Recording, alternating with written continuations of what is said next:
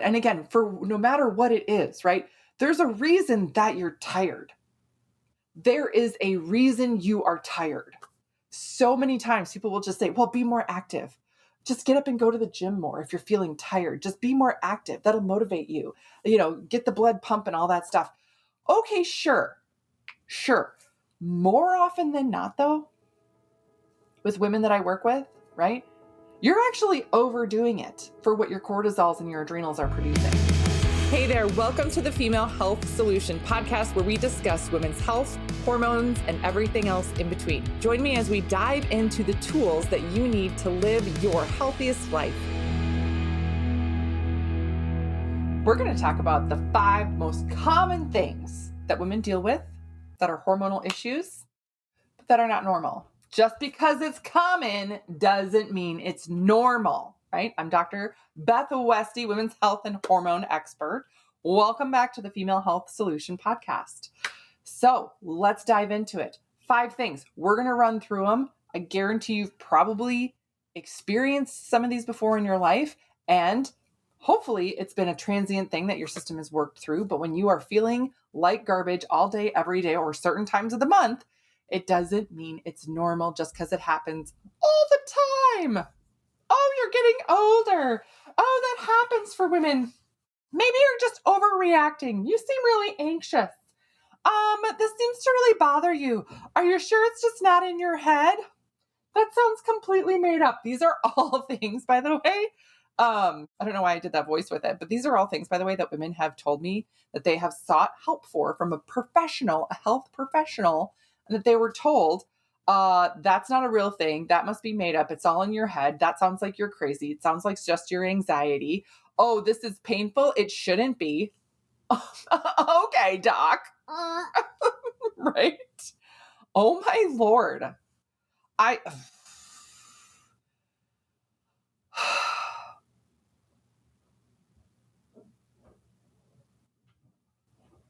These are some of the things, I myself have been gaslit horribly. And it's really tough when you're in a spot where you don't feel good. You're not thinking the clearest because you don't feel good. And you're already kind of doubting yourself, and you're not your best self. And you're also trying to seek somebody for help. You are in a place where you are vulnerable by nature. That's a vulnerable position.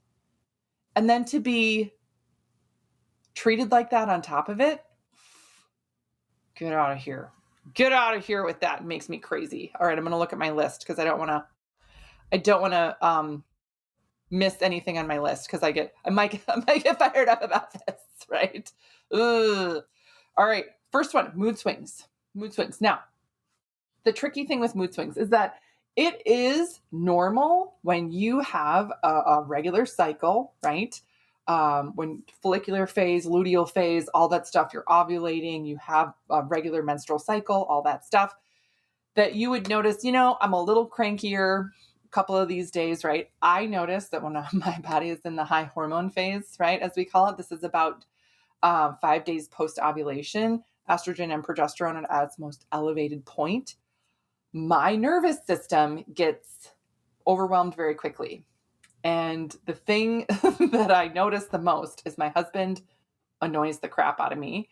He's a very touchy-feely person. He loves contact. He can't just sit on the couch with me. He has to sit right next to me and touch me and cuddle and all that stuff. And so many times I talk about this and women are like, oh, that's so sweet. He loves you. He loves to be near. Yes, I know. Great. And a lot of the times it is nice, but there's this certain time frame where I notice I'll be like, nope, can't handle it. Nope, too much. Nope. He'll come in to give me a kiss and he'll just linger near my cheek and want to whisper in my ear. And I'll be like, that's too much. Back it up. Back it on up, buddy. Nope. You quick. And then move on back, sweetheart. Too much in my face right now. It's not all the time, right? I have so many women that are like, am I struggling from something? Is there something wrong with me? Is there something blah, blah, blah, whatever? And it's like, nope. There are things that I'm totally fine with some days, and some things I'm like, nope, that's just a little bit irritating. Can we not? Right? That is a normal mood swing, right? It's not even a mood swing, really, right? It's a normal shift.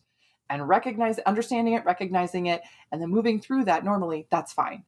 The mood swing where it gets to be an issue is where you know you have an overreaction and you know it's an overreaction, right? I'm not talking about, you told your husband to pick up his socks 15 times and he walks over them 16 times and you're like, come on, buddy, that's normal. That's not an overreaction. But you have an overreaction to something just because it is just too much. It is crying at a commercial. It is somebody says something and you get really overly angry very, very quickly. Somebody makes a loud noise and it really just irritates you, right? Like your kid spills milk and drops something, drops a bowl of cereal on the floor and it spills everywhere and it's loud and it makes a mess and you're like, whoa. Then you're like, whoa, if that would have happened last week or when that did happen last week, let's be real, it's kids. You didn't have that elevated response, but now you are. That's the mood swing, irritability, anxiety, where it is a running amok. It is a runaway train and you can't stop it. That's the piece where it's a problem. It's okay if you're like, whoo, I'm getting a little fired up here, but you're like, I can rein it in. I can reel that back in, not a big deal, or I have an appropriate response or whatever. And you know the difference with this. When you're having that mood swing, that excessive response, and you don't want it and you can't control it, that's where it's an issue. That's where, especially in Eastern medicine, we look at how your body's processing those hormones.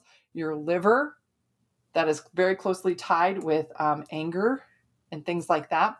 And your liver gut pathways process most of your hormones. And then we also look at nutrient levels and stress response. We work through all of these things, right? It's never just one thing, but these are things that we dive into when we work together. And again, going through the Female Hormone Solution program is what we target overall with this. That's one of the first things. Oh, bananas, fatigue, being tired.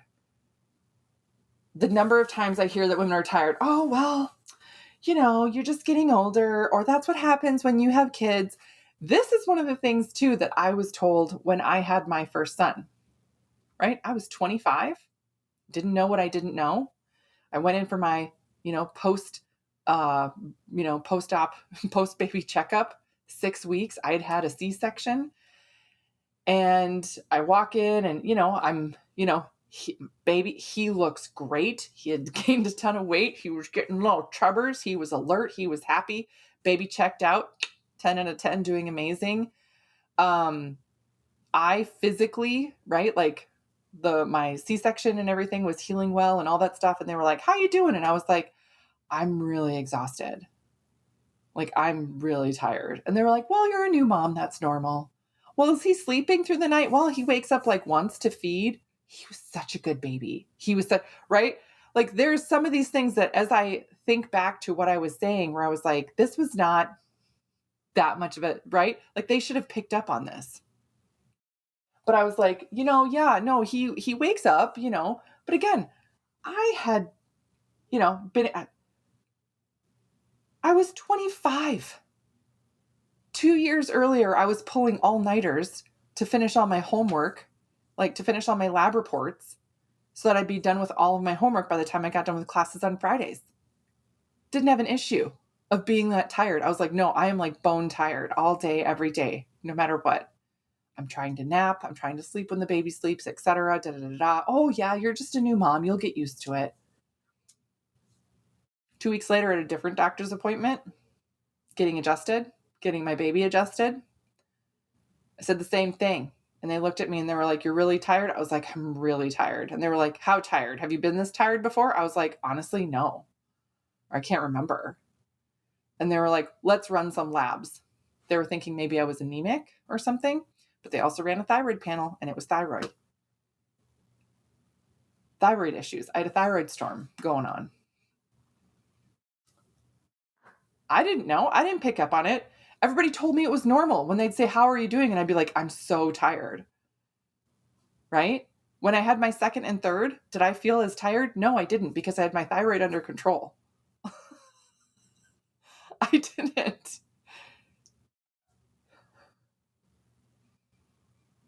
The fatigue piece of it. And again, for no matter what it is, right? There's a reason that you're tired. There is a reason you are tired. So many times people will just say, well, be more active. Just get up and go to the gym more if you're feeling tired. Just be more active. That'll motivate you. Get the blood pumping, all that stuff. Okay, sure. More often than not, though, with women that I work with, right? You're actually overdoing it for what your cortisols and your adrenals are producing. You're actually overdoing it. We need to rein it in. Oh my God, I just went through this last week with someone. She was like, yeah, this and this, and I'm getting up and I'm trying to be more active. And I usually force myself to get out the door, go to the gym 2 to 3 times a week, blah, blah, blah, all these things. And I looked at her cortisol levels and I was like, no. I was like, do not get up and go to the gym at 5 a.m. anymore. Your cortisol patterns are terrible. Terrible. You need to sleep. And if you do want to be active, it needs to be later in the day. You're shooting yourself in the foot right away. She emailed me a week later after she'd been following that pattern for a full week. She goes, I feel different already. Feeling more refreshed. And I was like, just wait. You'll be able to wake up and get to a point where you're waking up with more energy earlier in the day and can work out in the morning. I was like, but not right now. Fatigue is not normal. Get your hormones checked. Changes in weight. Just getting older does not mean you're going to gain more weight. When your hormones change, you do have to shift and change your life. Perimenopause and menopause, right? The body you live in changes. So it is normal to change your lifestyle, right? Change what you're eating, how you're eating, more protein, a balance of simple and complex carbs because your body processes carbohydrate differently when you go into menopause. Some of those things, right? Making sure you're focusing on lean muscle mass, etc. That's important. But that doesn't mean just because you have a hormonal change that you have to gain weight, right? Get your hormones checked and get the right guidance through the process, which again, this is what we do in the Female Hormone Solution Program. That is literally why I created it. You can go in the show notes, click the link, sign up to get on the wait list. We only work with so many women every time we do this program because I want to make sure everybody who is in this program, we are dedicated to giving you the time and attention that you need to be successful, to have the changes that you need to have happen. So, next thing, sleep disturbances. Not being able to go to sleep or not being able to stay asleep. And for people to say, oh, just don't be as stressed. You'll sleep better. Really? It's not that simple. When your system is overwhelmed, and some of this has to do with the stress response and what it does to our brain waves throughout the day, that you're not able to drop down into deep sleep at night. And if you're not getting regular deep sleep, you are missing out on a lot of different really, really, really important body processes. Your body releases the most natural human growth hormone at night between 10 p.m. and 2 a.m. That is rest, repair, metabolic process. Your brain, your body detoxes, really important overnight. Your digestive system needs to be resting at night. That allows it to be more active and process things better during the day the next day. Sleep is so, so, so important. I cannot tell you how many women I have worked with that I layer in and give them something like a sleep support tincture, something small, something simple to help them get to sleep, stay asleep, and they start losing weight because they're sleeping. Like, we don't change anything else. We're not focused on big other changes yet. They'll be like, yeah, I still have gut, problems. I still get heartburn or I still this and that and the other, but I've lost 5 pounds now and I've been sleeping well for about 3 weeks. I feel better. I've got less brain fog, etc. Yes. Sleep disturbances are not normal. We need to work on that. Last one, changes in your hormonal cycle. This is a big one. Now, for people to say, there's something where I talk about this a lot, asking women if they have a regular cycle or not. And most women don't understand that. They're like, people either say, yeah, it's pretty regular. It's regular. I'm like, oh, okay. Well, tell me how regular it is. Right. And they'll be like, well, it's anywhere from like 25 to 35 days. And I'm like, that's a 10-day swing. That's too, nope. 28 days